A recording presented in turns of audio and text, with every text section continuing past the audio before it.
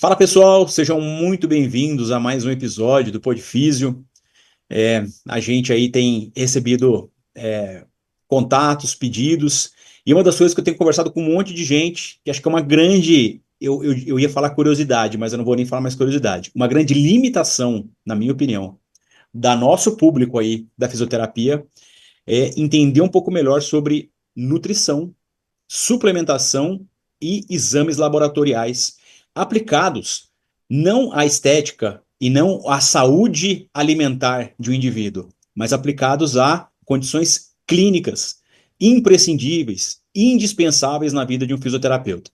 Então, a gente vai poder discutir um pouco de como que isso se aplica em um programa de reabilitação, performance, mas eu acho que um ponto mais importante ainda na vida de todo mundo aí que acompanha a gente, que é na dor e especialmente na dor crônica.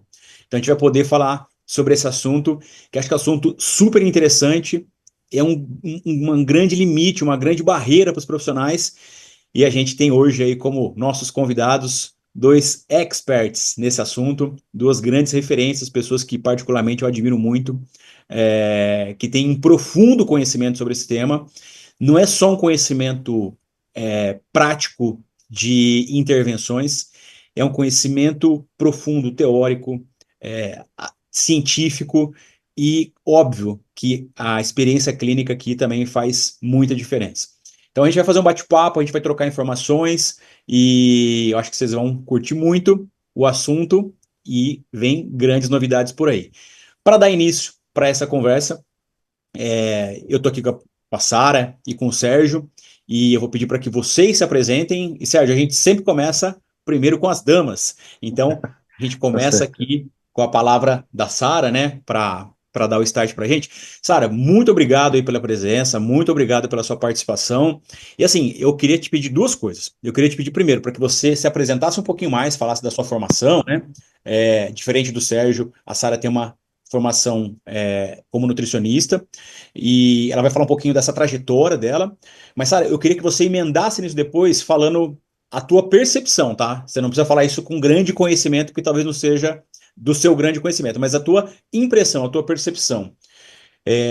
Como que você avalia hoje a preparação de um fisioterapeuta para fazer leitura de exame laboratorial e para entender a interferência de nutrição e suplementação em processos de reabilitação e na dor do paciente? Como é que você enxerga o preparo de um fisioterapeuta dentro dessas questões específicas? Muito obrigado, Sara. Seja bem-vinda aqui mais um Podfísio. Ai, é sempre um prazer, Bruno, estar aqui conversando sobre isso. Que eu digo assim, se deixar, fico facilmente 5 horas falando. Então, é bom você segurar no tempo. Mas, bom, eu sou nutricionista. Eu acho que eu e Sérgio, a gente trabalha um pouco nesse caminho, já tem quase 10 anos, inclusive. A gente forma em nutrição pensando muito em trabalhar. Eu formei em nutrição, inclusive, pensando em trabalhar com nutrição esportiva. Então, assim, eu fiz formação, a especialização em nutrição esportiva e saí da pós, assim, tipo, eu não quero mais atender isso. Então, assim, era muito do mesmo, até porque muita gente não entende o que é nutrição esportiva, acha que nutrição esportiva entrou na academia, só pode ir para nutricionista esportiva. Então, a nutrição hoje, inclusive, no meio da nutrição, ainda está muito associada com estética, com emagrecimento.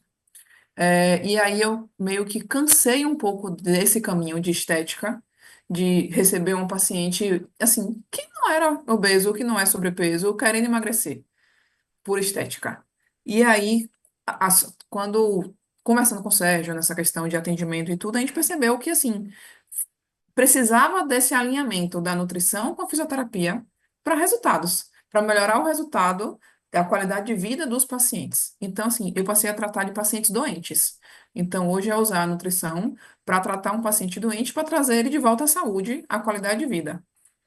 E aí, é uma coisa que, já engajando um pouco até na outra pergunta, felizmente, assim, não é uma coisa que muito fisioterapeuta tem conhecimento. E falando de novo, que tem muito nutricionista, Bruno, que não tem esse conhecimento. Uma vez eu dei uma aula e a nutricionista olhou para mim, eu falei sobre nutrição e fibromialgia. E, infelizmente, assim, não sei se felizmente, assim, eu acabo sempre. falando na palestra, meio, não como uma crítica, mas assim, falando com que profissionais não conhecem o poder que a nutrição tem no tratamento de um paciente com dor. Que um ortopedista não sabe que o paciente, ao tratar da alimentação, vai melhorar da dor, consegue melhorar da dor. Aí uma nutricionista virou para mim, mas Sara, eu vou lhe dizer uma coisa, eu não sabia disso. Eu sou nutricionista há não sei quantos anos e eu, como nutricionista, não sabia. Então, assim, outros profissionais de saúde também não sabem e eles precisam saber. Foi aí que eu me toquei de que realmente esse assunto tem que ser mais difundido para outros profissionais. Mas hoje, essa semana, inclusive, para minha felicidade, uma paciente entrou em contato comigo, porque o fisioterapeuta dela pediu para que ela falasse comigo, porque ele foi fazer um atendimento nela e percebeu que ela estava mais inflamada, que as dores dela tinham piorado, que ela tinha ganhado peso, que ela viu, questionou ela algumas coisas e tudo, e pediu para ela conversar comigo, que ele achou que ela estava diferente. Não olhou o exame, não fez nada. Pediu simplesmente para que ela viesse falar comigo. Ou seja, ele não tem o preparo para trabalhar com isso, mas ele teve o preparo e o olhar de entender que ela precisava desse olhar, desse trabalho. Ou seja, a sementinha está sendo plantada. Perfeito, isso já é muito importante. E eu te falo assim, ó, eu vou te confessar aqui que o meu entusiasmo pelo tema também é porque o meu conhecimento sobre isso, ele é muito raso. E uma coisa que a gente vê muito hoje, né, é esse crescimento absurdo da quantidade de uso de suplementação de tudo quanto é tipo pelas pessoas. Então, os pacientes mesmos, eles chegam para a gente questionando, falam, ó, o que que você acha? Eu tô tomando isso, eu tô tomando isso, eu tô tomando isso. O que que você acha? E a hora que ele fala, eles falam assim, e agora? O que que eu respondo para esse cara? Dentro daquela coisa, assim, se meu conhecimento é muito raso sobre o assunto, eu posso até falar algumas coisas que podem ser importantes para ele, ou eu posso estar falando barbaridades, assim, que realmente não estão ajudando em nada no processo de reabilitação. Então, eu acho que hoje em dia é quase que uma obrigação a gente tentar entender um pouco mais sobre isso, porque o tema é, sem dúvida, uma realidade para quem está em contato diretamente com essas pessoas.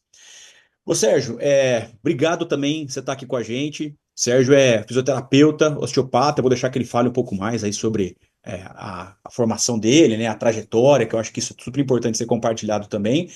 E o Sérgio também está em contato, assim, com fisioterapeutas em geral, né? O Sérgio também é professor aqui da Ebrafim, então está sempre em contato com pessoas.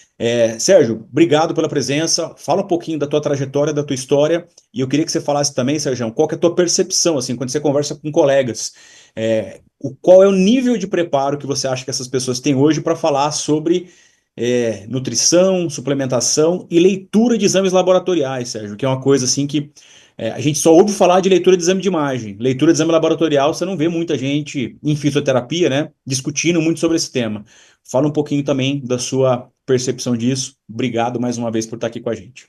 Boa noite a todos, né? Eu agradeço a Bruno mais uma vez pelo convite aí. Minha formação inicial foi educação física, né? E na área de educação física eu sempre gostei muito de estudar a questão da bioquímica. Aí depois eu engrenei logo em fisioterapia e osteopatia. Mas em um terceiro momento eu confesso que eu pensei em fazer formação em bioquímica até, é farmácia, né? Hoje em dia é farmácia, na verdade. Porque eu sempre me encantei pela questão relacionada a ciclo de Krebs, cadeia respiratória, como é que funciona o micro, para poder chegar a uma compreensão do macro, né? E a conexão de todos os sistemas. Então, comecei por aí, depois, na própria formação em osteopatia, eu comecei a enveredar por essa questão de conhecimentos dentro da própria fisiologia e conversando com Sara, né, minha esposa, sobre a temática da influência da alimentação, que a gente sempre conversou muito sobre isso, e esses marcadores laboratoriais, como eles podem influenciar e podem ser sinalizadores subclínicos da influência do quadro geral do paciente. O foco inicial, quando eu comecei a explorar até essa ótica, não foi nem a questão da dor, como ela é difundida hoje em dia, foi muito mais relacionado à questão da dor visceral, porque a compreensão da dor visceral e das sequelas que a dor visceral deixa no aparelho locomotor, no sistema músculo-esquelético, isso ainda é algo muito pouco compreendido dentro do universo da fisioterapia, né? E como a dor visceral, de um modo geral, para os profissionais de saúde, dependendo de como ela se manifesta numa fase inicial, ou se as zonas de RED, que seriam zonas de dor referida, como elas são interpretadas, isso é muito pouco utilizado na prática clínica. Então, ao explorar essa linha de raciocínio, né, na própria fisioterapia, no diagnóstico diferencial, meu olhar começou a crescer em relação à interpretação de exames laboratoriais e voltar a compreender a própria fisiologia, né, baseado nos órgãos, no sistema digestório e nos órgãos anexos. Então, a partir dessa curiosidade dentro do universo da osteopatia, eu busquei formação em conhecimento de neurociência da dor, voltada para a prática clínica, e outras abordagens, a própria acupuntura, que hoje em dia utilizo na minha prática clínica, mas que tem essa vazão voltada para questões relacionadas ao aspecto nutricional também, né? Dentro da temática do que foi trazido o questionamento em relação à preparação do fisioterapeuta, o que é que eu observo até no meu dia a dia, conversando com outros fisioterapeutas e até dando aula, é um universo que, para o fisioterapeuta, começa a encantar, e tem alguns fisioterapeutas que começaram a abrir o olhar para isso, e outros profissionais de saúde. Então, em termos de graduação, essa temática não é nem explorada, né? É muito pouco relacionado no raciocínio clínico, se eu encontro uma dor musculoesquelética, como esses outros sistemas podem estar participando, e a co-ocorrência ou a sobreposição de patologias. Então, isso é muito pouco utilizado. Acaba que a eficácia ou até a evolução do tratamento do próprio fisioterapeuta na prática clínica se torna um pouco limitada. Aí é que vem a questão da compreensão dos exames laboratoriais, né? Então, se o fisioterapeuta ele não tivesse olhar, mesmo que seja de uma forma básica, das principais influências, que o que tem surgido de artigos falando sobre isso, né? Dos macronutrientes, da influência nutricional, do estilo de vida do paciente, o quanto isso interfere no quadro clínico do paciente no âmbito da dor. O fisioterapeuta vai estar um passo à frente com o profissional de primeiro contato para que ele possa fazer a conexão com o profissional de nutrição, com outros profissionais para poder alcançar um melhor resultado. Então, eu acho que o conhecimento ele está começando a ser despertado para o profissional. A suplementação ainda está bem, vamos dizer assim, aquém do conhecimento explorado. A expertise do nutricionista em relação a isso está muito além da nossa capacidade de compreensão e até a correlação e prescrição. Então, o trabalho interdisciplinar ele se faz mais do que indicado, né, para que tenha eficácia com o paciente. Maravilha. Então, Desculpa, pode continuar. então, eu acho que essa união do ponto de vista de, vamos dizer assim, de resolução da dor do paciente no processo de reabilitação torna o olhar e a eficácia dos resultados em curto prazo muito mais efetivo, né? E você sabe que a minha percepção é exatamente essa também. A minha. Ô, Sara, mais ou menos o que que eu, né? Eu vou te falar, eu tô falando como. Eu não sou um expert no assunto, assim, mas eu sou um curioso, né? Interessado. Quando a gente hoje vai fazer assim, vamos fazer um checklist de saúde. Checklist de saúde. O que que hoje são para mim, os três temas mais comentados em saúde? Alimentação, gerenciamento de estresse e atividade física. Vamos pegar três marcadores aí importantes. Lógico, tem o sono aqui também, sabe, como quarto marcador, mas eu vou falar ainda sobre. Vou começar aqui mais pautado nesses três. Se a gente pegar e observar assim, esses três marcadores, é que eu tô falando assim, por que eu não quero falar do sono? Porque eu acho que o sono também muitas vezes é muita consequência do estresse ou então de outras interferências, mas enfim, vamos pegar esses três marcadores.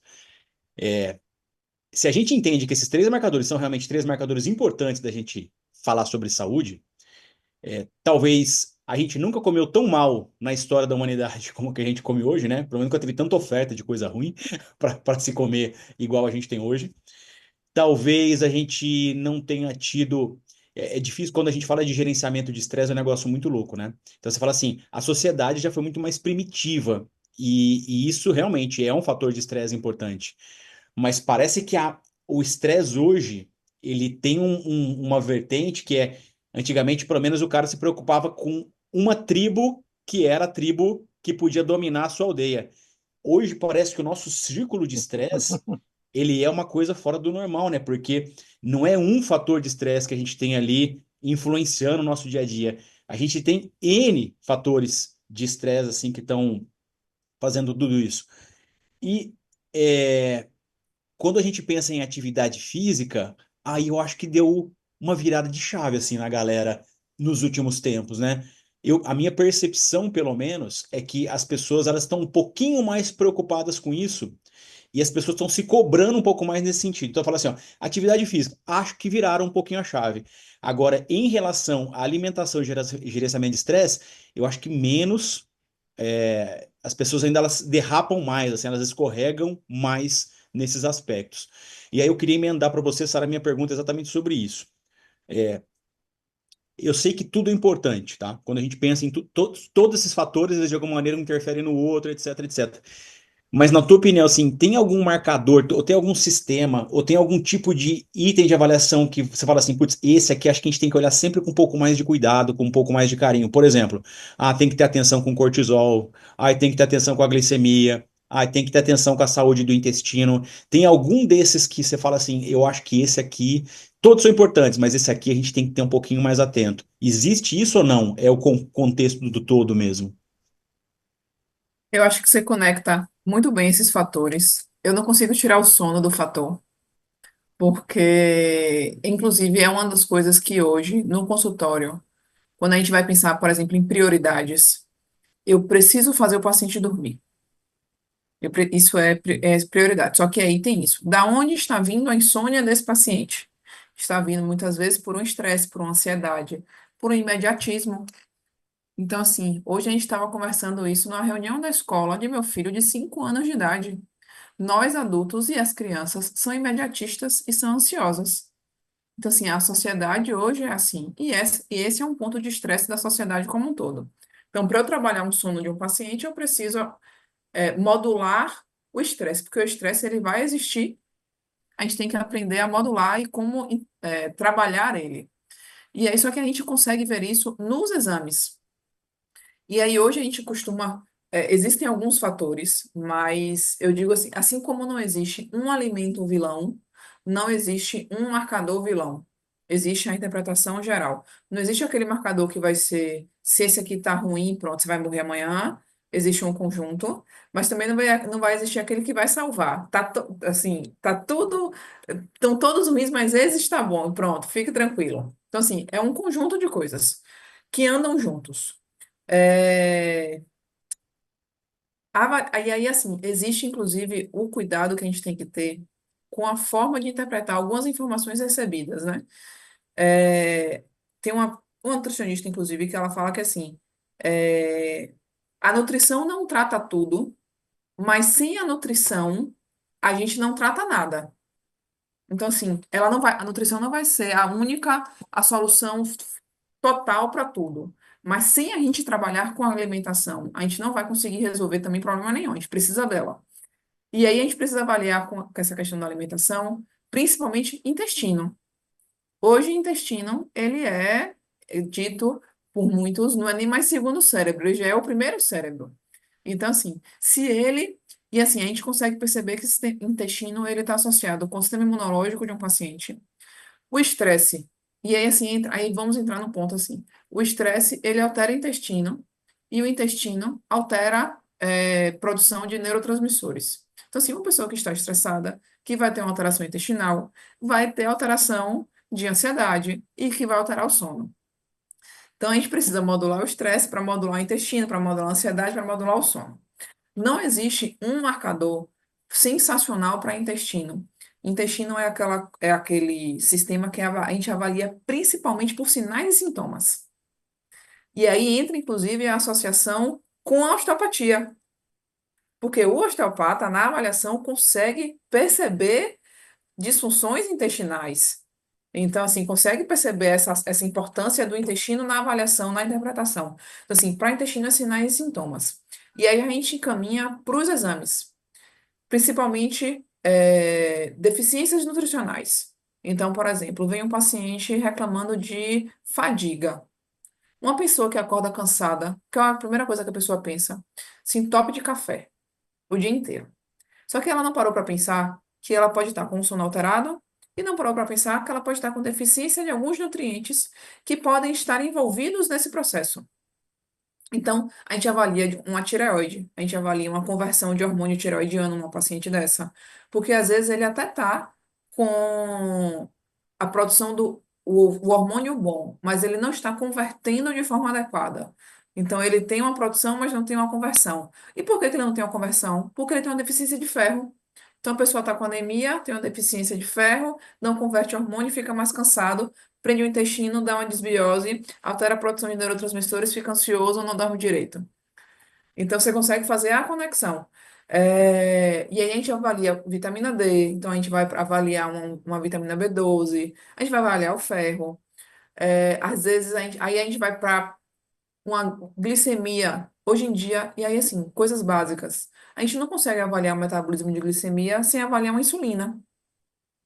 A gente precisa avaliar a insulina em conjunto com a glicemia. Só esses dois a gente consegue ver uma alteração no mecanismo inflamatório de um paciente com dor, por exemplo. Só uma glicemia e uma insulina alterada já mostra pra gente que o paciente tem algum nível de inflamação acontecendo. Um hemograma, um simples hemograma, inclusive, é porque eu sou apaixonada. Um simples hemograma. Ele diz pra gente se o paciente está desidratado, se o paciente está hidratado, se o paciente tem uma deficiência de B9, B12, de ferro. Ele consegue mostrar, ter marcador de inflamação nisso. Ele consegue mostrar risco cardiovascular. Então, tem algumas relações com o hemograma que a gente consegue ver risco cardiovascular, consegue avaliar se existe uma inflamação crônica acontecendo ali, se existe uma inflamação aguda acontecendo. Então, assim, é um exame barato, que aí é um exame que todo mundo tem. Hemograma é aquele exame que todo mundo faz. Todo mundo faz hemograma.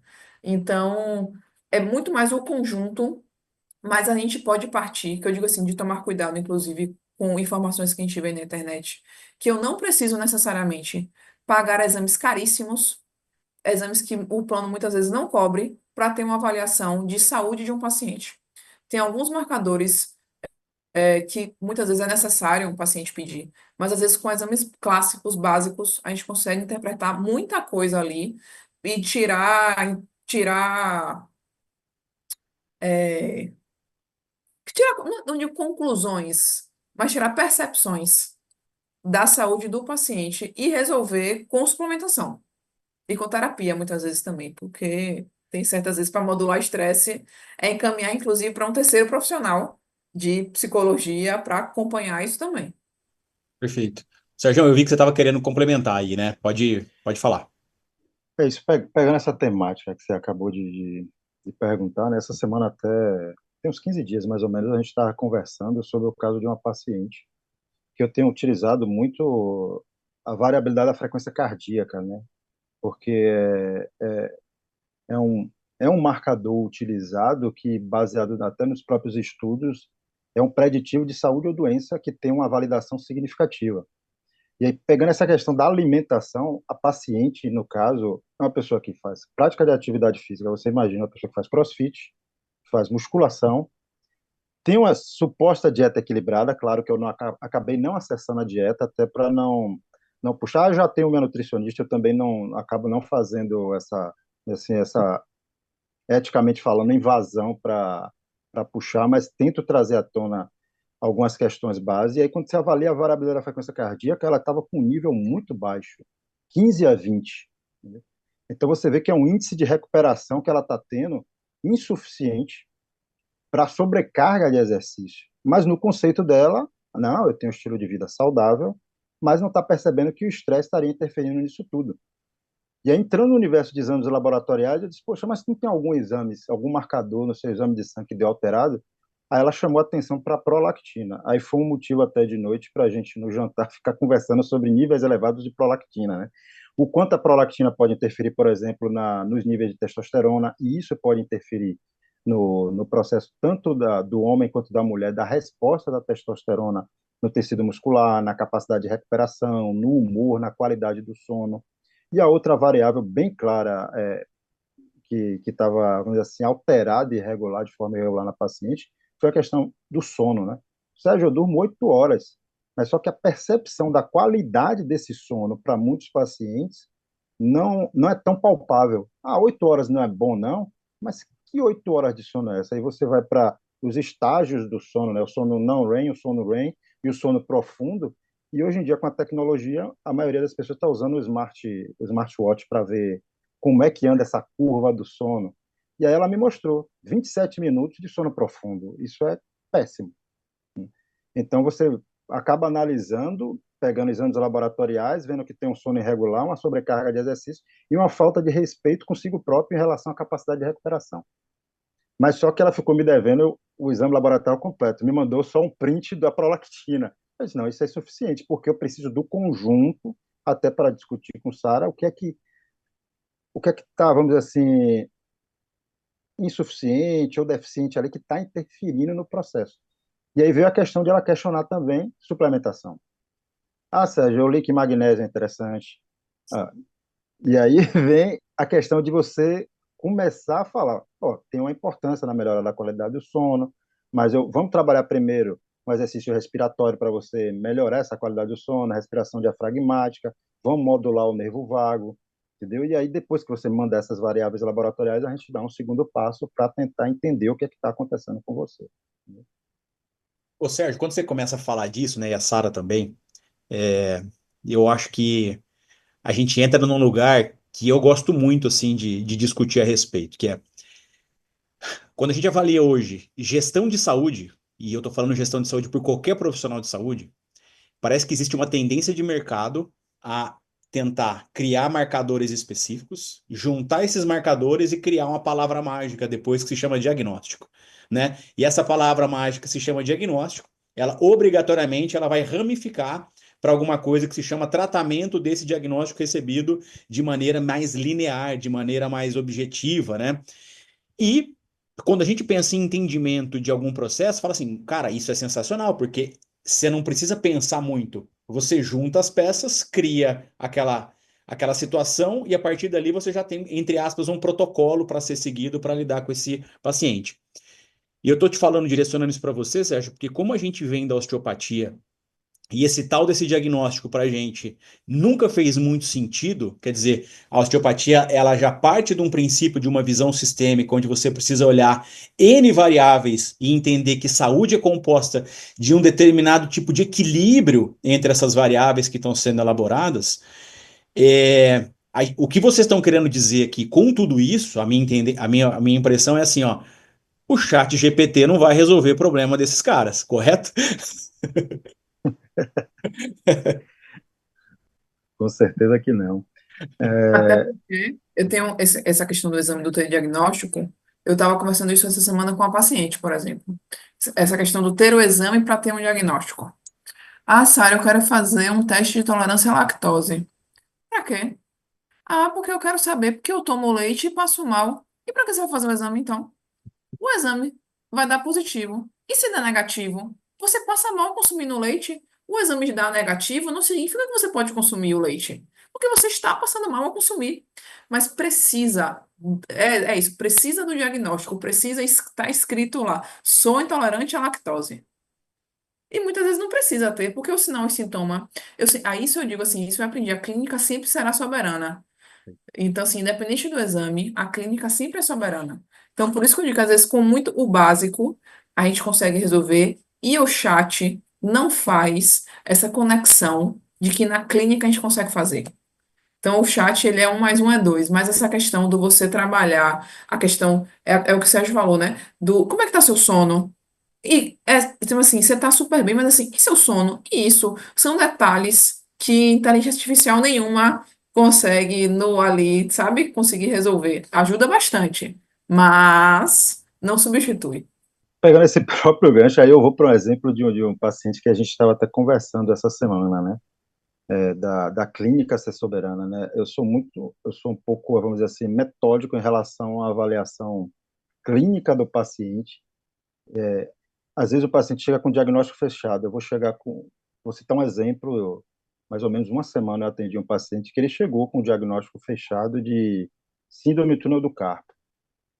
E aí, na avaliação dele, só em coletar a anamnese, ele fez uma pergunta. A gente estava até conversando sobre isso. Ele, não, mas eu estou aqui na fisioterapia, né? Porque eu comecei a fazer questionamentos que iam além do componente músculo-esquelético. Simplesmente ele chegou, achou que eu ia pegar Tá certo que a eletroneuromiografia é um exame padrão ouro para STC, para síndrome do túnel do carpo. E apresentar dormência noturna também é outro sinal. Mas só que ele tinha duas variáveis que poderiam estar envolvidas nessa sintomatologia, que poderia haver o quê? Uma sobreposição de patologias influenciando na sintomatologia dele. E a própria concorrência de síndromes dolorosas, né? Por exemplo, ele tem uma série de alterações na cervical, inclusive no nível de CC e C7, que tem uma conexão com o nervo raiz do nervo mediano. Isso também poderia mimetizar sintomas relacionados à dormência noturna, só associada ao estreitamento do túnel do carpo. E aí, nesse universo da avaliação dele, eu fiz, claro, aquela avaliação clínica da cervical, fiz os testes validados relacionados à síndrome do túnel do carpo, e aí a gente foi bater um papo sobre exames laboratoriais. Quais são os exames laboratoriais que podem gerar essa sintomatologia relacionada à parestesia ou à dormência? Aí vem hipovitaminose B12, né? E a gente conversando, surgiu a questão também relacionada ao hipotireoidismo, a própria tireoide está influenciando nesse quadro desse paciente, mas e ele o tempo todo mexendo a sobrancelha, pô, mas esse cara é fisioterapeuta, por que que ele está indo para esse universo? E aí vem a questão de abrir o parêntese e explicar para ele a necessidade de eu ter esse conhecimento para que possa, vamos dizer, se tornar o tratamento dele mais eficiente. Então, o diagnóstico ele acaba não só, vamos dizer assim, limitando, quando ele já é pré-estabelecido, o profissional, como o próprio paciente que acha que aquilo ali se resume a ele e acabou. Não que ele é um sistema que pode ter sobreposição de sintomas e co-ocorrências de outras patologias ou síndromes dolorosas, né? Cara, e isso aí é uma coisa que, é, quando a gente para pensar assim, ó, o que que você está fazendo? Você está passando um nível de informação para esse indivíduo que, independente do outro profissional que ele tenha procurado, é muito provável que ninguém explorou tantas variáveis para poder entender não o diagnóstico, mas entender a clínica desse indivíduo. Que aí eu acho que é o ponto onde a gente realmente está buscando uma evolução muito grande, né? Então, assim, quando a gente hoje questiona tratamentos de saúde que não funcionam, a discussão muitas vezes é sobre a forma de se fazer diagnóstico e sobre o protocolo de terapia utilizado para intervenção naquele caso específico. E talvez esse caminho realmente ele tenha tantas nuances e tantas variáveis no meio que dificilmente dificilmente, assim, eventualmente esse caminho dá certo, mas a gente sabe que no todo realmente ele não vai suprir a necessidade de todas as pessoas, né, de todos os pacientes. Então, assim, ó, a gente está aqui buscando entender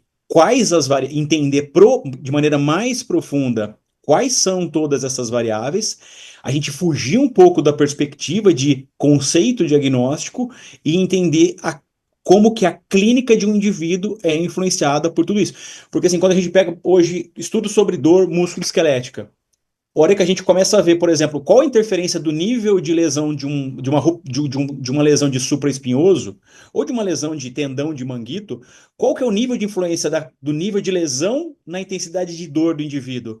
Nenhuma.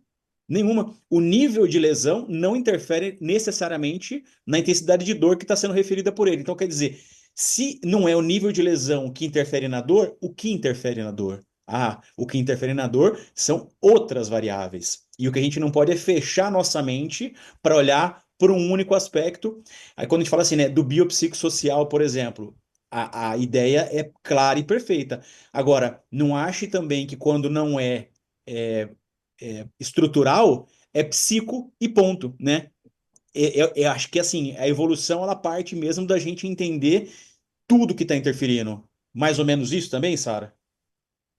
Não, com certeza. E aí, é, a gente sabe que existe a parte fisiológica nessa questão do nível de dor e tudo, inclusive com algumas deficiências, mas eu acho que, até pegando o gancho da questão da suplementação, quando você tem protocolos, então assim, eu tenho protocolos, assim, eu sei na minha cabeça que para depressão eu posso usar tal, para ansiedade eu posso usar tal suplemento, para sono eu posso usar tal, posso usar tal, posso usar tais suplementos. Um chat GPT da vida, você vai botar os sintomas para ele e ele vai licitar. Para tal coisa você usa tal suplemento, para tal coisa você usa tal, para tal coisa você usa tal. Aí você recebe um paciente que está usando 15 suplementos. Quando você atende e que você entende que aquele paciente ele é uma pessoa que ele tem um limite financeiro, um limite de rotina para se gastar com suplemento, você consegue dar prioridade ao tratamento. Porque se você entende que é um ciclo que o paciente está vivendo, você vai, tipo assim, se eu tirar ele desse ciclo, tratando tal sintoma, eu consigo, em cascata, resolver os outros. Então, você, em vez de passar 15 suplementos, você enxuga a lista, você diminui.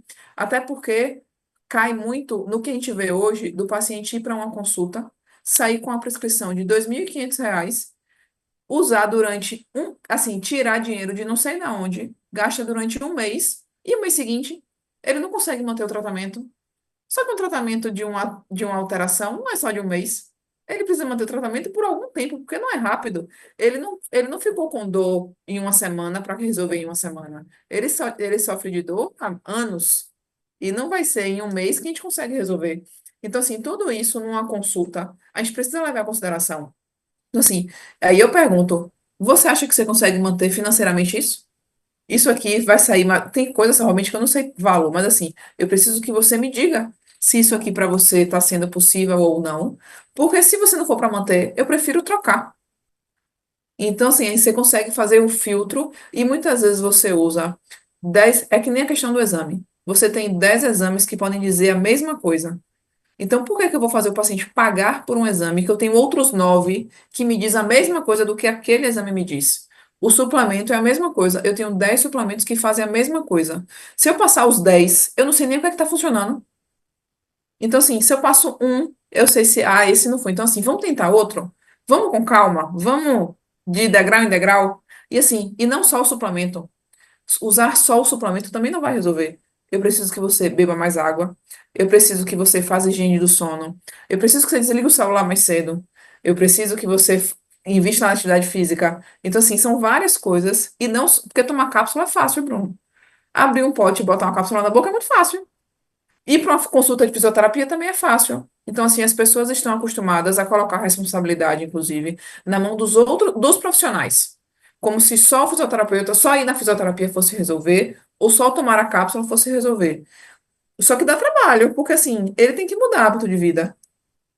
Ele tem que mudar a rotina. Isso dá muito mais trabalho. É exatamente isso. E sabe que minha próxima questionamento ia ser exatamente sobre essa questão da suplementação, né? É um mercado que vem crescendo absurdamente também, né? Então a gente percebe que realmente virou um pouco de moda. Tem muita gente explorando isso aí comercialmente, realmente, né? Para definir isso como uma, uma necessidade para uma vida melhor, uma vida mais saudável e prevenção de tudo, né? E, e eu acho que esse é um ponto aí que vale a pena a gente aprofundar e discutir um pouquinho mais. Qual que é a justificativa principal hoje da suplementação? Não existe efeito colateral. Não é isso? Normalmente que a gente escuta, ó, não tem, ó, pode tomar. Toma É que natural. é natural. Mal não vai fazer, né? Então, só vai lá. E aí, Sérgio, eu queria que você me falasse até, inclusive, na tua visão disso em relação ao paciente. Vamos pensar no paciente com dor crônica. O que que você pega aí no dia a dia que vem, que você percebe assim, aonde estão os exageros, na tua opinião, de suplementação, e aonde que você consegue enxergar que existem pontos assim de maior importância? Ou não dá para falar isso assim, não dá. Cada caso ele precisa ser avaliado de maneira separada mesmo. Bruno, de uma forma bem interessante, hoje em dia, no meu consultório, os pacientes, eles me procuram, na verdade, antes de iniciar uma suplementação para ouvir minha opinião. Entendeu? Então, às vezes, eles chegam até utilizando o básico, né? Que a grande maioria chega assim, eu estou utilizando o ômega 3 ou de dor crônica, né?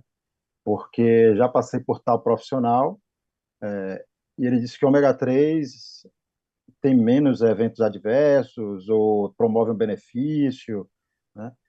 E aí e o segundo suplemento que me pergunta é com a enzima Q10, até, né?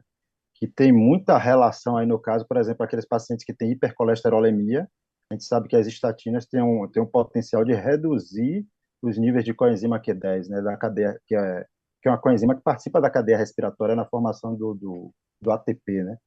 Então, a sensação de fadiga associada a esse paciente, pacientes jovens apresentando quadro de fadiga, pode ter relação com a deficiência ou redução de coenzima Q10. E aí o questionamento deles é, não, Sérgio, o que é que você acha? Você já leu alguma pesquisa em relação a isso?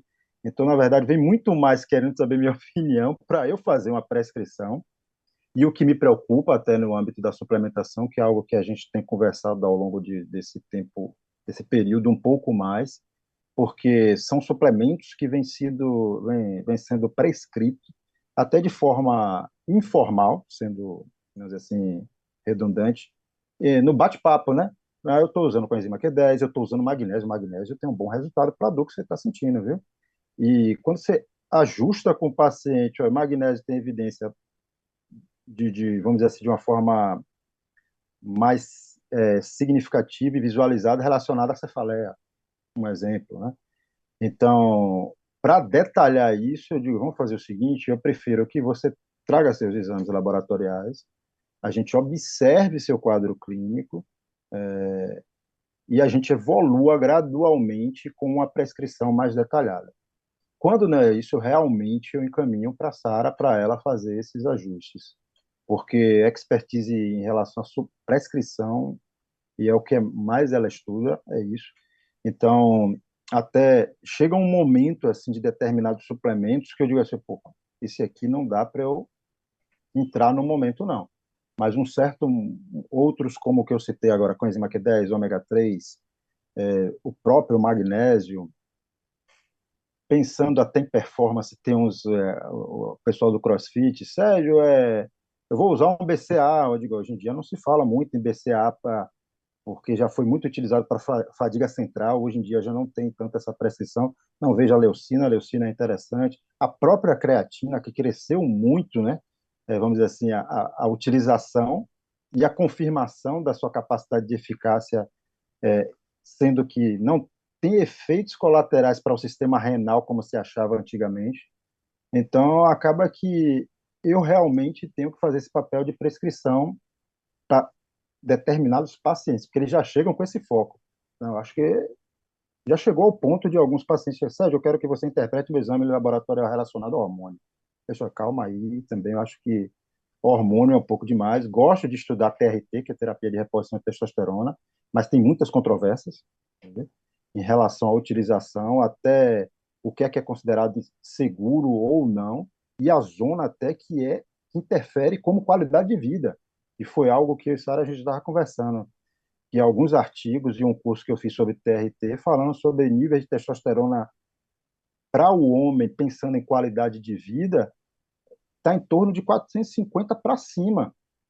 No entanto, quando você pega as recomendações da Sociedade de Urologia, eles falam que a prescrição seria abaixo de 300. Né? Mas só que existem outras variáveis. Alteração de humor, qualidade do sono, fatores de risco cardiovascular, hipertensão, tanto o excesso quanto a falta causa esse potencial. Então é algo que, quando o paciente me pergunta, eu digo, opa, isso aí eu não interfiro muito não, entendeu? Ah, Sérgio, mas quais são os suplementos que entram? Aí vem uma questão. Tem uma modinha muito grande relacionada à maca, suplementação de maca peruana, suplementação de tribulus terrestre. Até hoje, o que eu já li, que eu posso falar que tem uma resposta no nível de testosterona, é o ashwagandha, né? Que é o suplemento, já dando até umas pitadas aí, que também tem uma relação que a Sara me falou com tireoide. Então, você vê que o universo é muito variável.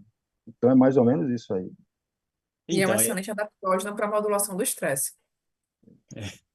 ô Sara, e assim, pegando o mesmo gancho, assim, eu falei, perguntei pro Sérgio sobre suplemento, né? E os marcadores laboratoriais, assim, vamos pensar em dor, vai, dor crônica. Tem algum marcador laboratorial, Sara, que você fala assim, quando chega alguém com dor crônica, eu, eu procuro, assim, dar uma atenção a esse marcador específico aqui, porque para mim é uma coisa comum, assim, de importante de ser avaliada. Tem alguma coisa, assim, que se chama mais atenção nesse caso? A gente vai muito quando vai pensar nisso. é, Aí eu volto até para alguns até que eu já falei, né? A gente consegue observar deficiência de vitamina D, de vitamina B12 nesses pacientes. Então, quando a gente repõe, inclusive, e aí quando eu falo em repor, é acima do que o exame está pedindo. Então, existem os valores, inclusive, de referência do laboratório, e existem os valores que a gente usa, como que a gente fala, como valores ideais. Então, a gente associa muito, por exemplo, um paciente que tem dor neuropática com deficiência de vitamina B12. Só que para o laboratório, o valor de B12, ela pode ir de 200 a 900. Então, ele quer me dizer que uma pessoa que tem 200 tem a mesma saúde que uma pessoa que tem de 900. E aí, quando a gente vai pensar num paciente com dor neuropática, a gente precisa manter esse paciente acima, pelo menos, da média desses valores. Então, a gente criou-se um valor ideal de que, para esses pacientes, é ideal que tenha, no mínimo, 500 no sangue de vitamina B12. Então, a gente avalia muito essas deficiências da B12, da B9, e aí, quando a gente vai associar B12 com B9, a gente tem que fazer uma associação direta também com homocisteína, que está relacionado com metilação e que está associado com esses valores de B12. Então, o que é que diz para mim, inclusive, se a B12 do paciente está boa ou não? O valor que a homocisteína está. E aí ela é um padrão para a gente de inflamação e de saúde cardiovascular. Pacientes que têm deficiência que têm aumento de homocisteína são pacientes que está associado com pacientes mais depressivos. Se eu tenho um paciente que está mais depressivo, ele fisiologicamente pode sentir mais dor. Então, para eu amenizar isso, eu consigo. Então, assim, que não é um só, então, assim, eu vou para uma homocisteína, então eu tenho que subir B12 para melhorar essa homocisteína, para melhorar a percepção de dor desse paciente. Existem estudos mostrando associação, que, óbvio, e assim, e aí, um ponto válido. Não são estudos grandes, não são meta-análises, mas são linhas de raciocínio que a gente consegue pegar num artigo científico e na prática clínica a gente consegue avaliar. Então, tem associações entre hipotireoidismo subclínico com maior percepção à dor em pacientes com fibromialgia. Ou seja, pacientes que têm alteração da tireoide vão sentir mais dor. Então, a gente consegue avaliar essa questão do funcionamento. E assim, não é um hipotireoidismo clássico. Muitas vezes é um aumento de anticorpos, às vezes é um TSH que está um pouquinho acima do ideal, mas T4 tá bom. Então, assim, para o médico, tá ok. Mas quando a gente vai olhar na clínica, não tá ok. E a gente não vai esperar o paciente ficar doente para tratar. Então, a gente tenta evitar isso e amenizar, melhorar a qualidade de vida. A gente vai para fatores inflamatórios. Então, a gente tem ferritina elevada, ela está associada com inflamação. Um VHS elevado está associado com inflamação. Fibrinogênio elevado está associado com inflamação, principalmente articular também. Um PCR elevado, ele está associado com inflamação, só que o PCR ele é muito inespecífico também. Então, assim, se a pessoa está gripada, o PCR pode dar alta. Então, mas assim, se o paciente está bem, fez um exame, está bem, está ali com o PCR mais alto, você está com inflamação crônica aí. Está vindo da onde essa inflamação crônica? Pode estar vindo de um intestino que está muito permeável e que está atacando. E aí, assim, você tem que ir para intestino. Você pode pegar alguns fatores do próprio hemograma também que mostram essa questão da inflamação. Mas eu acho, e assim, a própria resistência à insulina, você pega uma glicemia que tá boa, uma insulina que tá boa, e boa eu digo boa. Eu não digo uma glicemia de 99 com insulina de 15. Eu digo uma glicemia de 90, 85 com insulina de 7, 8, mas você pega uma glicada de 5,8. O paciente está glicando, tem alguma coisa ali inflamando, fazendo esse paciente glicar. E aí, essa glicação está associada ao aumento da inflamação. Não tem nenhum artigo que vai me dizer que isso vai causar mais dor. Mas assim, você tem um fator inflamatório ali. Se você tem um fator inflamatório ali, essa percepção de dor pode sim estar alterada. Então, assim, são muitas vezes interpretações que a gente leva, que não está descrito na literatura, mas assim, demonstra um quadro inflamatório presente e que a gente tenta ao máximo amenizar esse quadro inflamatório para melhorar essa questão da dor do paciente. Se a gente for pensar, quais são os marcadores clássicos, né? Os fatores inflamatórios, dor, edema, temperatura Dor, rubor, e calor, edema, perda funcional são os marcadores. pronto. Exato. Então, assim, a inflamação faz parte de um quadro de dor também. Então, assim, o sistema imunológico ele está envolvido com isso também. Então, assim, a gente precisa levar isso em consideração e fazer a associação de valores, né? Maravilha. Sérgio, eu vi que você queria complementar aí, a palavra é tua. É isso. Aí cai novamente naquela questão do diagnóstico que você trouxe à tona, né? Às vezes o paciente, quando ele faz uma consulta com um profissional da área de endocrinologia, a ótica, às vezes, não extrapola que aquele paciente pode ter uma dor neuropática, pode ter uma fibromialgia. Não são todos os casos, né? Hoje em dia, o olhar, vamos dizer assim, do profissional de saúde, ele está crescendo um pouco mais. Mas que aquela curvazinha, vamos dizer assim, para a esquerda, relacionada ao marcador de TSH ou T4 livre, pode ter, clinicamente ou subclinicamente falando melhor, né? Interferir naquele ambiente neuropático. Aquela B12 pode estar também influenciando. Sim, é algo a se pensar.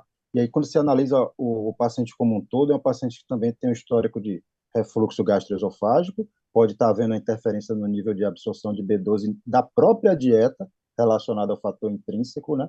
Então, se ficar somente também numa análise vamos dizer assim, fechada, ele não dá para fechar o diagnóstico. Ele tem, por exemplo, uma tireoidite de Hashimoto, que seria um quadro inflamatório da tireoide, se limitar, que pode evoluir para o hipotireoidismo, se limitar a isso até chegar na patologia, pode ser, pode se intervir antes? Pode, entendeu? Então, cada vez mais se cresce, na verdade, no nosso âmbito, né, de atuação com o paciente, essa conexão dos sistemas. E no raciocínio clínico, eu acho que a maravilha está aí, né? O que me encanta é raciocinar clinicamente e ir fechando os pontinhos ali e dizer, assim, poxa, eu acho que esse caminho aqui tem uma coerência e vai ter uma eficácia, um resultado melhor para esse paciente. Muito bom. É assim, ó, quando a gente pega tudo isso, parece muito óbvio que tudo que vocês estão falando aí faz muito sentido, assim.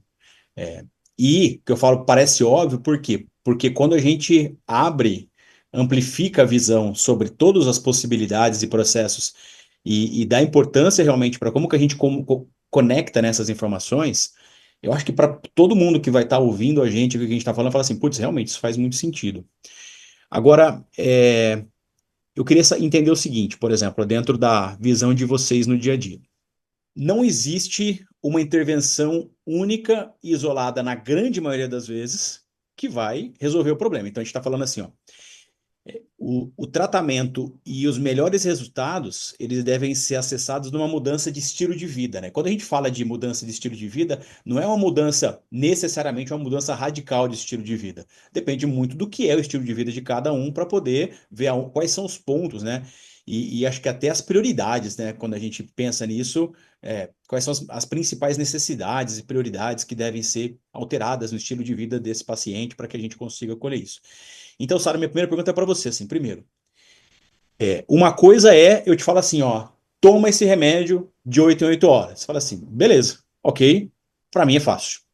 Outra coisa é eu te falar assim, ó, eu quero uma mudança do seu estilo de vida baseada nisso, nisso, nisso, nisso, nisso, e é isso que vai realmente te ajudar a lidar com o seu paciente. Então, minha pergunta é, como que a tua percepção do engajamento das pessoas para esse tipo específico de intervenção que a gente está falando aqui, e se existe como a gente pensar assim, ó, em quanto tempo uma mudança de estilo de vida de maneira fracionada, correta, em quanto tempo isso começa a gerar resultado de melhora de qualidade de vida. Então, em quanto tempo uma mudança de estilo de vida ela gera melhora de qualidade de vida? Ou não dá para falar isso? Qual que é a tua percepção? Eu acho que vai variar muito. Na verdade, assim, inclusive, quando o paciente chega no consultório, me conte o que é que nós vamos fazer por você. Aí eu, não sei, doutor, o que é que você vai fazer por mim? Eu não, porque eu não faço nada sozinha. Então, assim, é sempre essa frase que eu uso. O que é que nós vamos fazer por você? Porque não depende só de mim. Depende muito mais do paciente do que de mim. Então, isso vai depender muito do engajamento. E aí, voltamos àquele assunto da gente conseguir entender a rotina de um paciente. Então, assim, eu sei que o paciente trabalha. é, Aqui tem um centro, né, industrial aqui próximo, que assim, os pacientes eles demoram 2 horas para ir, 2 horas para voltar, no mínimo. Então é um paciente que tem 4 horas a menos no seu dia. E aí é um paciente que vive numa indústria, então assim, eu não posso dizer para esse paciente que eu vou precisar com que ele faça, você assim, falar uma coisa bem assim, não vou conseguir que o paciente leve comida de casa, porque nesta fábrica ele não pode levar comida de casa.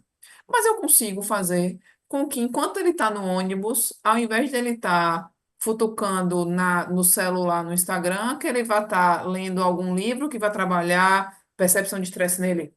Então, assim, depende muito da conduta.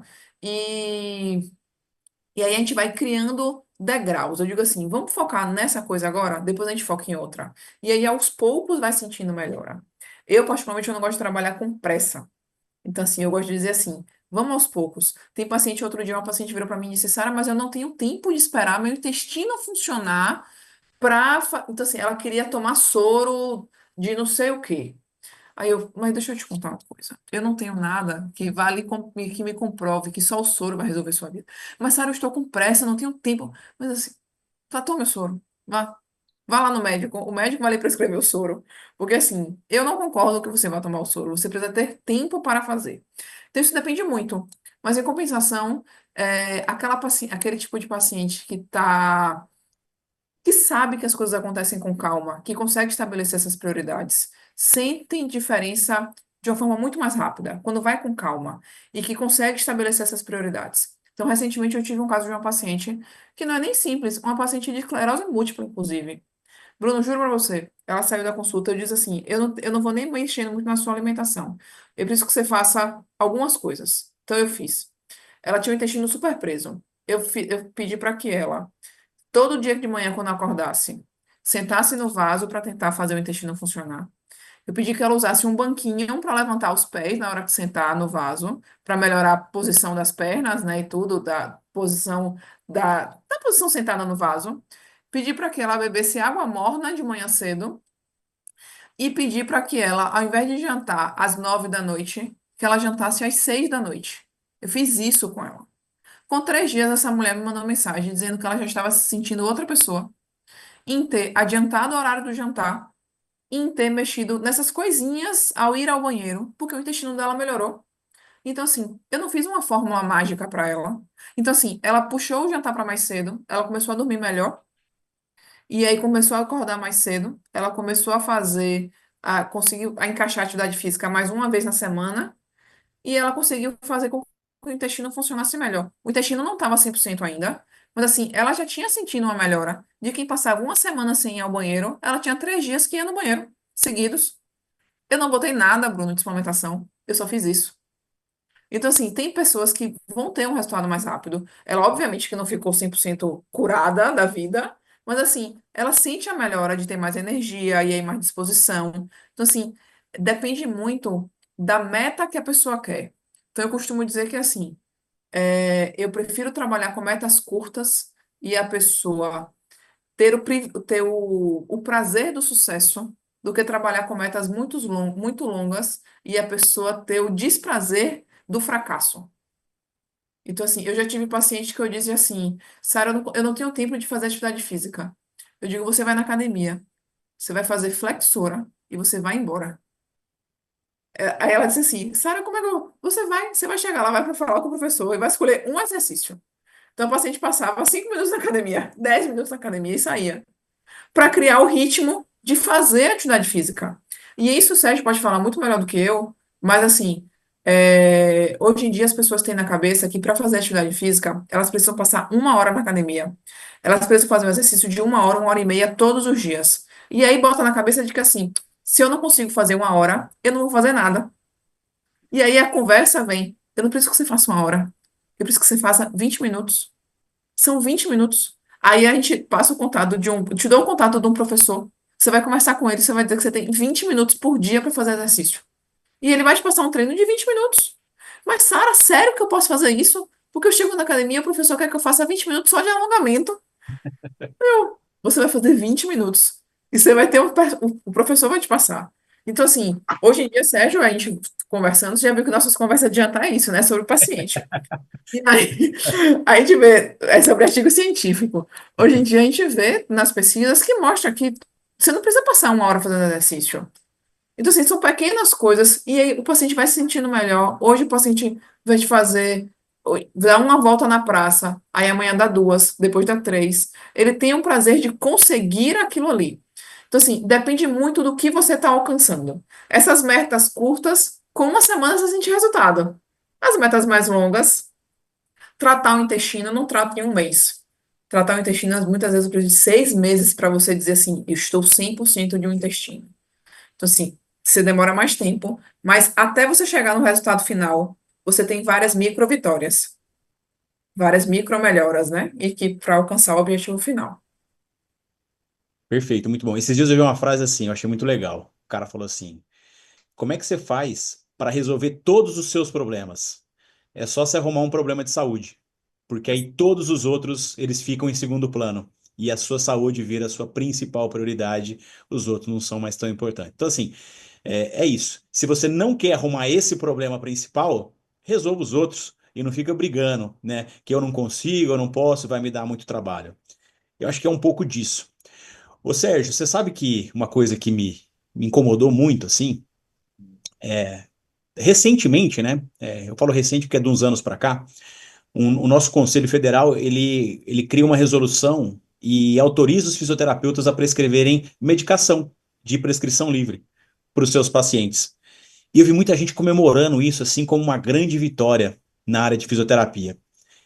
E quando a gente pensa no que é a nossa profissão, no conceitualmente, né? Por que que ela existe, por que que ela foi criada e como que a gente evoluiu ao longo dos anos, não faz muito sentido que um fisioterapeuta ele se agarre em prescrição de medicação que não se necessita de prescrição, quer dizer, para poder realmente fazer trabalho com o paciente. Eu acho que é isso que a gente está discutindo. Acho que, na minha cabeça, assim, faz muito mais sentido você entender esses processos mais sistêmicos de saúde e doença e que você possa ajudar esse paciente de alguma forma com, por exemplo, suplementação ou orientações básicas nutricionais. Parece que me faz muito mais sentido isso do que a gente fazer intervenção que tem um cara, entre aspas, que deveria estar muito mais preparado que a gente para fazer isso, que é o médico, né? Até o próprio farmacêutico, digamos assim. E por que que você acha, assim, qual que é a tua opinião, Sérgio? Por que que você acha que o fisioterapeuta ainda não entrou nesse campo de estudar um pouco mais a fundo nutrição e suplementação? E por que que o fisioterapeuta gostou tanto da possibilidade de prescrever remédio para o seu paciente? Que pergunta. Vamos lá. Bruno, na minha percepção ao longo dando aula e até dos profissionais de fisioterapia que eu conheço, o que é que eu percebo, na verdade, o treinamento do raciocínio clínico do fisioterapeuta, ele é muito, vamos dizer assim, superficial, né? Vamos dizer assim, que eu acho que por muito tempo o fisioterapeuta ficou preso ao componente músculo-esquelético.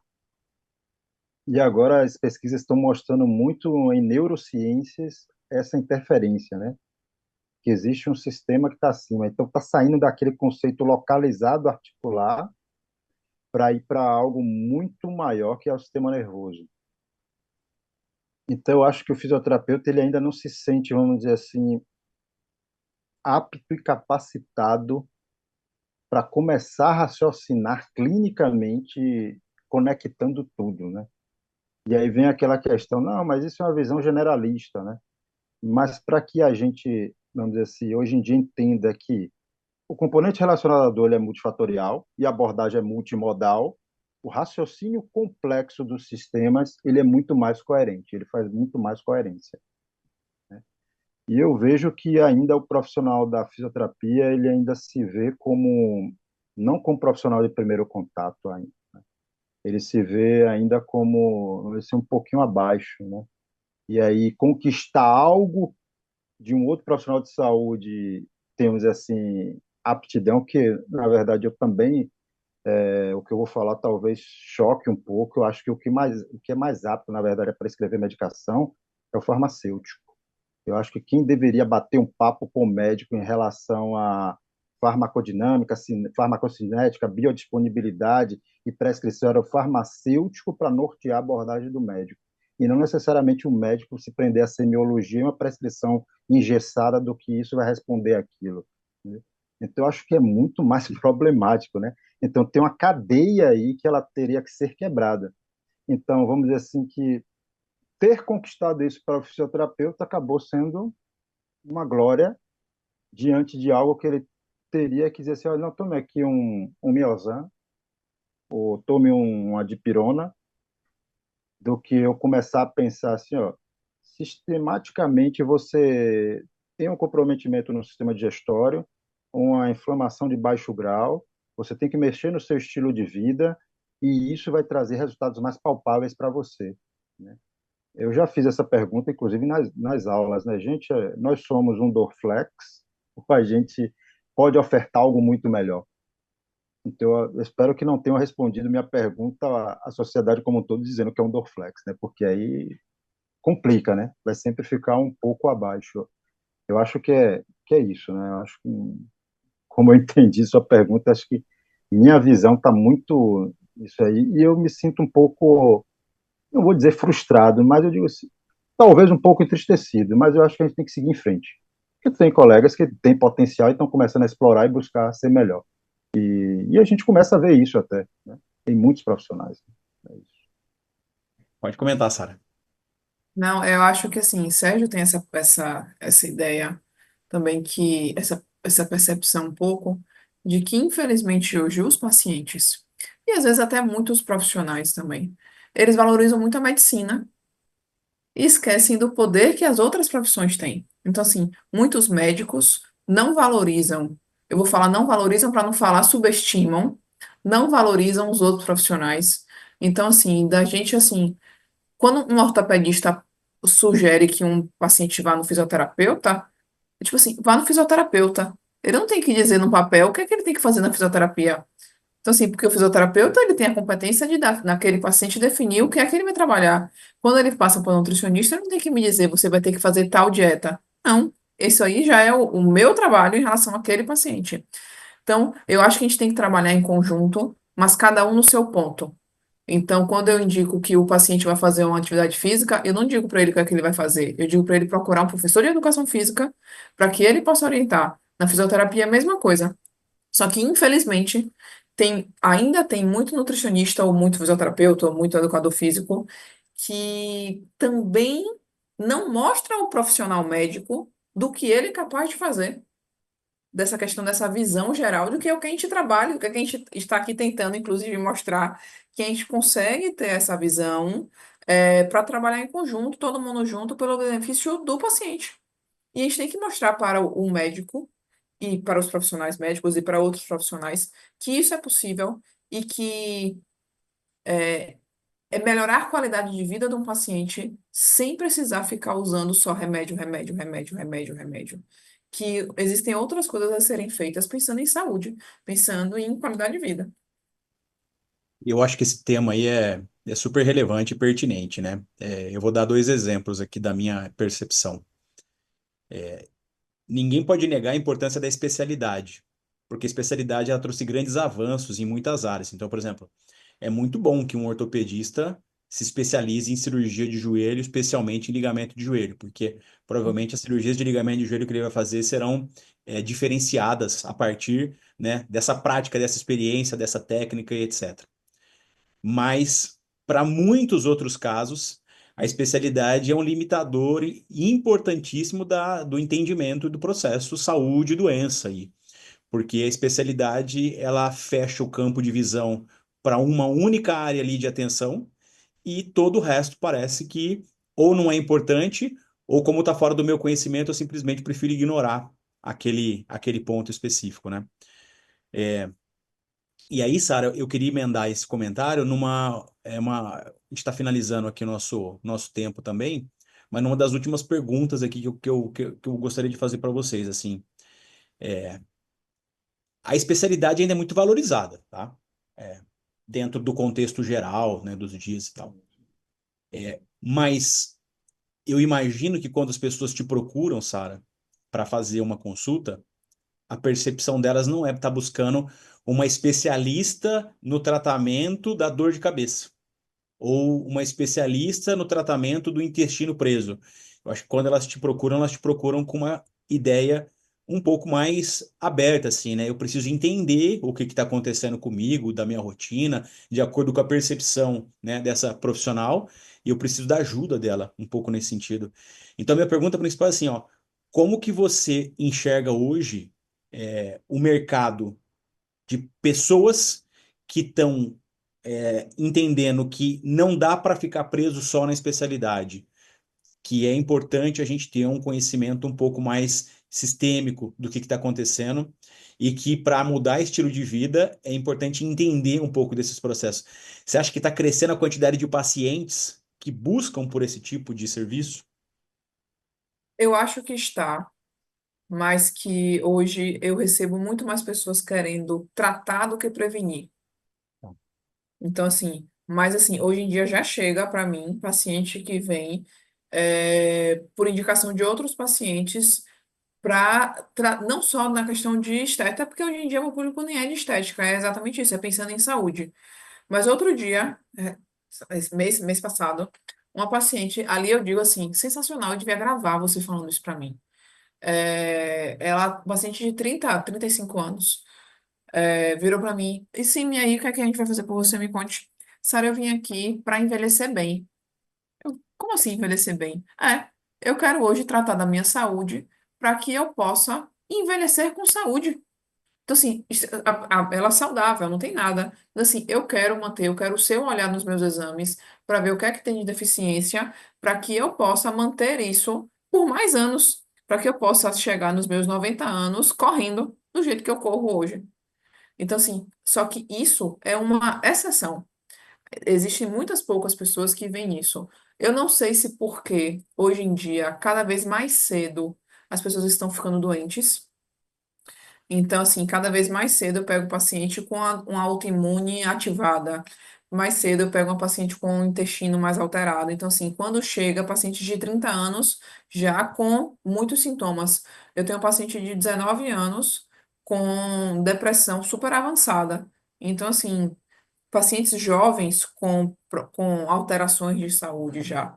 Mas, ou seja, chega muito com paciente com doença, mas que antes, é o que o Sérgio falou, antes de muitas vezes ir ao médico, tem vindo até a gente para tentar melhorar, porque sabe que aquilo ali está vindo muito mais de um estilo de vida dele do que de uma genética, de uma doença realmente. Então, estão acreditando muito mais, porque sabe que eu acho, e aí eu digo, eu acho que o Covid mostrou muito isso. Então, assim, o Covid fez as pessoas criarem um pouco essa consciência do exercício físico, da alimentação e do cuidado, em que você estar bem, você pode prevenir uma piora de uma doença. Então, eu acho que depois disso, assim como depois do Covid, surgiram muitos sintomas que antes não existiam. Então, assim, eu acho que cresceu muito algumas coisas que eu acho que, inclusive, é muito recente para a gente associar com o pós-Covid longo, né? Que é o que se fala muito hoje do pós-Covid longo, da síndrome pós-Covid. Está muito recente para se definir isso, mas eu acho que o Covid veio meio que para abrir o olho de muita gente e para mostrar que não é só remédio, que a alimentação, atividade física, fisioterapia e tudo vem para ajudar na saúde também, para prevenção. Perfeito, sabe? Concordo em gênero, número e grau aí com o que você tá, com o seu exemplo, assim. Eu acho que uma percepção de, a autopercepção de saúde, ela mudou muito em muita gente após essa tragédia que a gente viveu aí em relação ao Covid. Pessoal, a gente está chegando aí praticamente aí no final mesmo do nosso tempo. Então, assim, para a gente poder finalizar esse bate-papo, que foi, puta, incrível, muito legal mesmo, muitas informações importantes. Depois aqui, no final, eu vou falar pro pessoal uma super hiper novidade que eu acho que vai ser muito importante para todo mundo, mas eu vou deixar para falar isso depois que Sérgio e Sara puderem fazer as suas considerações finais também. Então, Sérgio, eu queria que você desse assim uma orientação, uma dica final aqui para o pessoal, né, que está assistindo a gente. Eu acho que pode ser assim, o que que você diria para um fisioterapeuta aí que se interessa por esse tema agora, o que que você poderia falar para ele aqui? E acho que até um pouco mais do que isso, assim, quem são as suas principais referências nessa área, ou se existem realmente nomes que você possa citar nesse sentido, para que, ou referências ou caminhos, né, para que o cara que está querendo entender um pouco mais desse processo para que ele possa buscar um pouco mais de informação a respeito.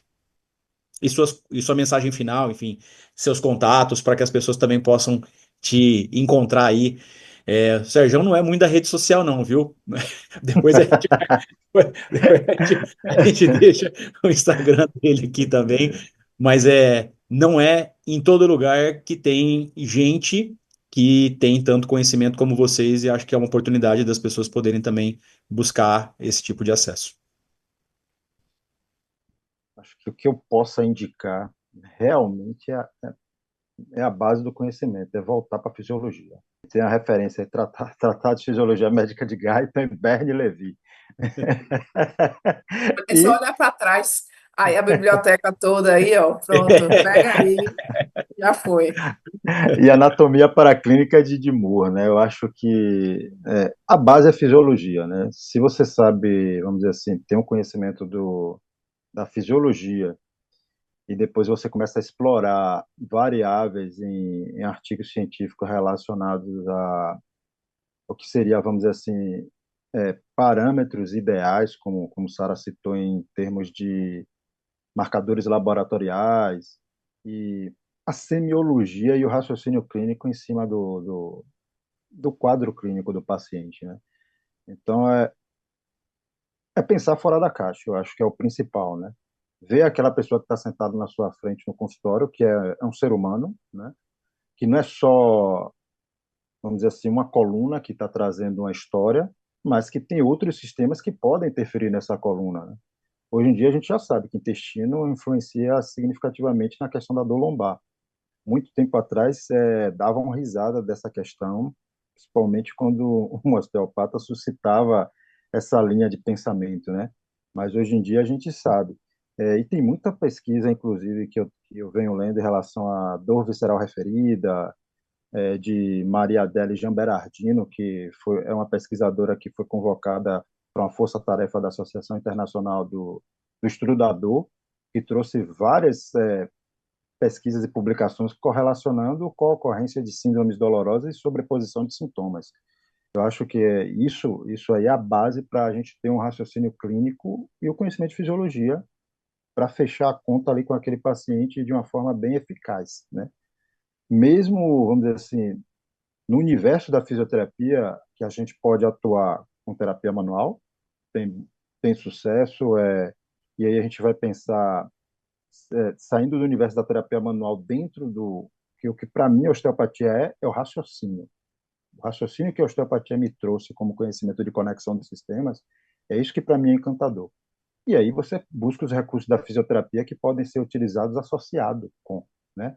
Neuromodulação do nervo vago, se você vai usar eletroestimulação auricular ou não, se você vai usar terapia manual, sinergicamente, de uma forma multimodal, você vai ter um resultado muito mais efetivo quando você tem claro a fisiologia na sua cabeça, né? Então, essa dica que eu dou aí de termos de busca, que é esse o caminho, eu acho, né?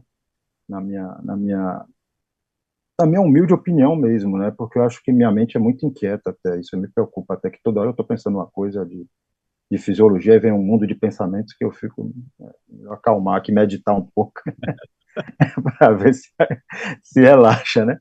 Em termos, acho que é esse o indicativo, né? Que eu aponto para todos os profissionais, que é esse o caminho. Não pare de buscar e tem que ter a base da fisiologia. E sempre busque artigos científicos que dê base ao que você também tá querendo atuar, né? Para ter um norte. É um norte, não é uma regra, é um norte para o trabalho, um bom resultado. Em termos de contato, né?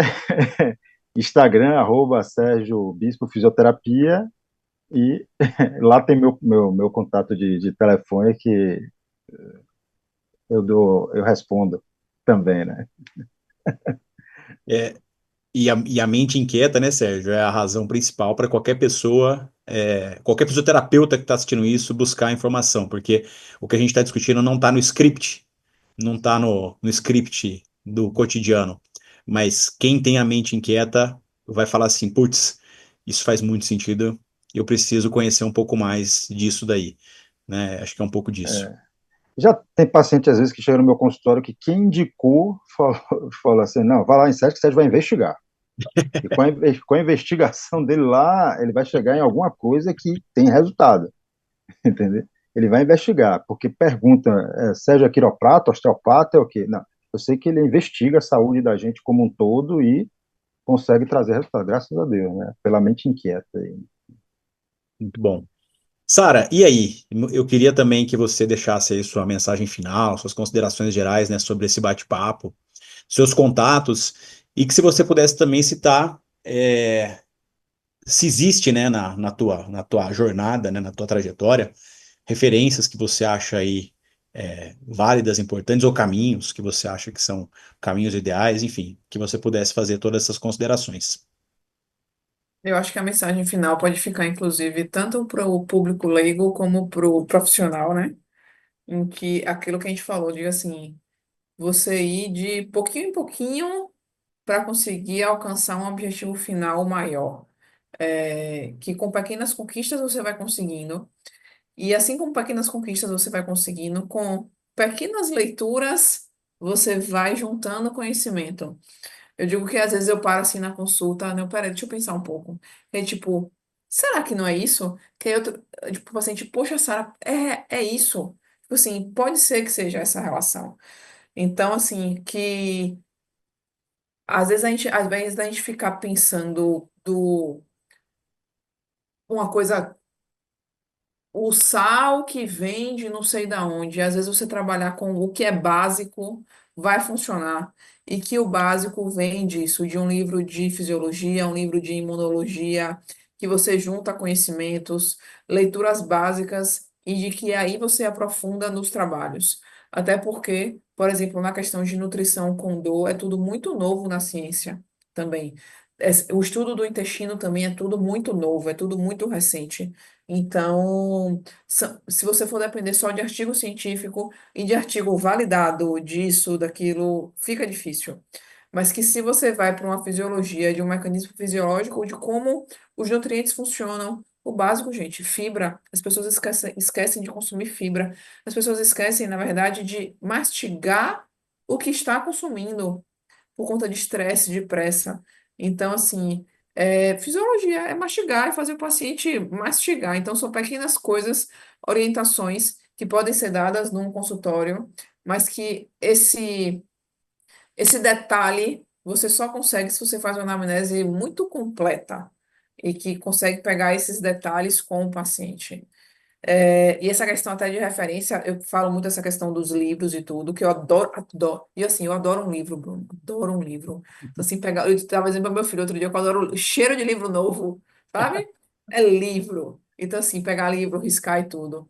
Mas me fizeram uma pergunta essa semana, um curso que mudou minha vida. E aí eu cito, ele não é nem nutricionista, ele é o que Sérgio falou muito, ele é farmacêutico. Fabrício Assini. O cara, ele é farmacêutico, só que ele é um neurocientista. Então, assim, a partir do momento que você estuda cérebro, você entende muita coisa do que funciona no corpo.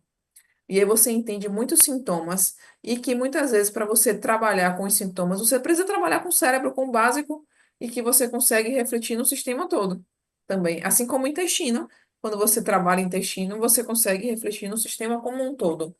Então, assim, eu digo ele até como referência porque o cara, ele tem essa visão global e que é o que a gente precisa ter. A gente precisa ter uma visão dessa. E aí partir para um livro de neurociências, por exemplo.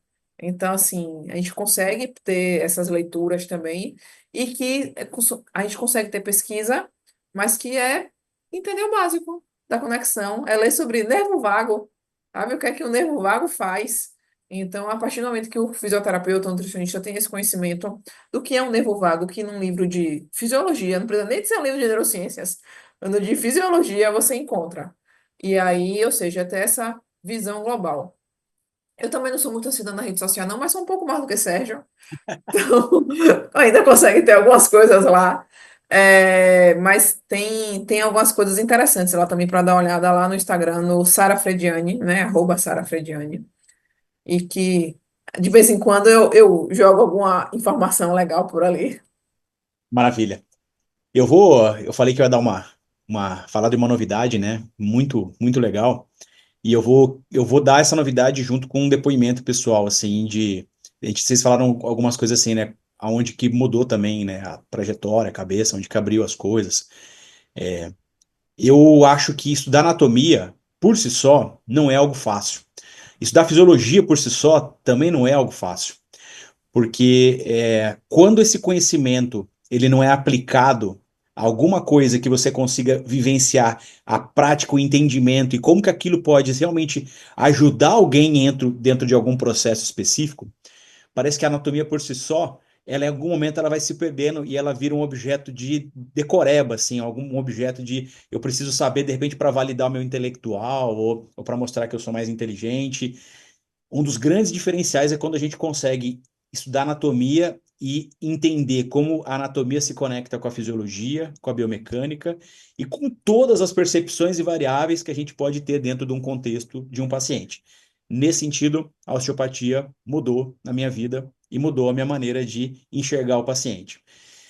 E eu estou fazendo essa introdução para dizer assim, para entrar nesse universo que a gente está falando aqui sobre exames laboratoriais, nutrição e metabolismo, a gente precisa de é, a gente precisa de referência, a gente precisa de experiência, a gente precisa de conhecimento aplicado de pessoas que vivenciam esse processo. Então, assim, em primeira mão aqui para todo mundo que está assistindo, eu venho conversando muito com o Sérgio e com a Sara há muito tempo, falando assim, vocês precisam transformar esse conhecimento de vocês num curso que possa ajudar as pessoas a aplicarem isso no dia a dia. Um curso que dê pelo menos um start nesse processo, de falar assim, por onde que eu começo, quais são as relações mais importantes, como é que é o processo de investigação, quais são as variáveis que a gente tem que estar atentos.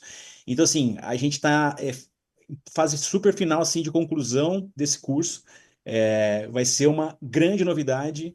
Eu vou dizer para vocês que a gente não tem nada parecido com o que está sendo criado aqui, aplicado para saúde, aplicado para paciente com dor, aplicado para um entendimento mais integrativo de coisas que realmente vão fazer a diferença na vida de quem está fazendo curso, na vida dos seus pacientes, porque eu acredito que a gente vai aplicando isso, né? À medida que a gente aprende um conhecimento novo sobre saúde, a gente vai colocando aí no nosso dia a dia, incluindo nossa família, nosso dia a dia e os nossos pacientes. Então, em breve aí a gente já está com o link, né, da página dos interessados nesse curso na bio do @ebrafim. E vai ser um curso muito especial. Eu já sou candidato número um, eu quero fazer, eu quero aprender, eu quero entender um pouco mais desse processo. Eu já sou aluno, assim, já pá, já com certeza absoluta. E, Serjão, obrigado aí mais uma vez pela parceria, obrigado por estar junto com a gente aí, compartilhando um pouquinho dessa mente inquieta com a gente. Você sempre, quando passa, você desperta um novo universo ali de coisas que a gente às vezes não tinha percebido e que a gente passa a realmente valorizar que, ó, eu preciso abrir um pouco mais a minha mente para entender um pouco mais desse processo. Então, obrigado mais uma vez por isso. E Sara, sempre é um prazer enorme assim compartilhar teu estudo, teu conhecimento, a tua didática, a tua forma de explicar as coisas. Então, assim, faz muito sentido tudo que você fala. Eu não preciso ser nutricionista para entender e dar sentido naquilo que você está falando para gente. Quer dizer, você consegue transformar tanto conhecimento numa linguagem que fica de muito fácil acesso a todo mundo, e isso é muito legal.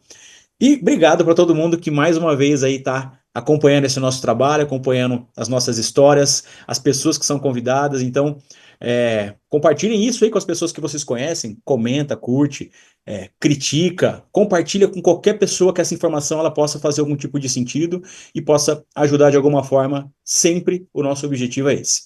Beleza, galera? Valeu, obrigado, até a próxima. Bye, bye. Tchau, obrigada.